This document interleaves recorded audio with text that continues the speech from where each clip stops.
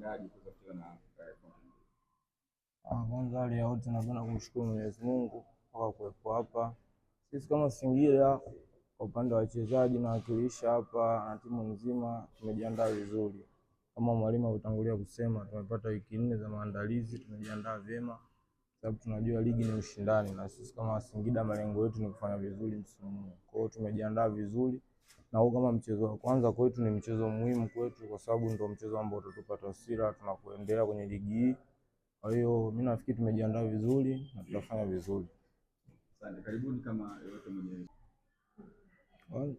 Kwanza mimi nafikiri ni kitu kizuri kwangu mimi kama mchezaji kuona mwalimu kaweza kuniamini, kuja kwake mpaka kuweza kuniamini kufanya kazi vizuri. Najivunia mimi kama mchezaji na pia sina budi kuendelea kujituma kwa sababu ukiangalia Singida ni timu kubwa, ni timu ambayo tunataka mafanikio. Mimi kama mchezaji pia najisikia vizuri kufanya kazi na kocha wangu sababu ni kocha mzuri, ni kocha ambaye kila siku anatuambia nini cha kufanya na kama unavyoona kuna mabadiliko makubwa baada ya kuja yeye. Pia namshukuru Mungu kwamba mimi mwenyewe binafsi naendelea kupush. Kwa hiyo nitegemee kumuona Pipino zaidi ya msimu uliopita sababu pia ni malengo yangu pia kufika mbali, na kwa msaada wa kocha wetu nafikiri tutakuwa na msimu bora sana msimu huu.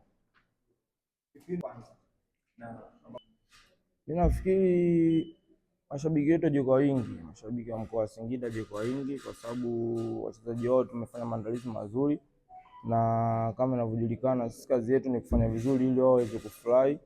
Na upande wa Fountain Gate ni timu nzuri na wachezaji wazuri na tunajua tumecheza nao mechi kadhaa kama unavyojua tumemaliza nao msimu, lakini pia sisi kama sisi Singida tunahitaji ushindi. Kwa hiyo tunaahidi mashabiki zetu waje kwa wingi na watafurahi sana.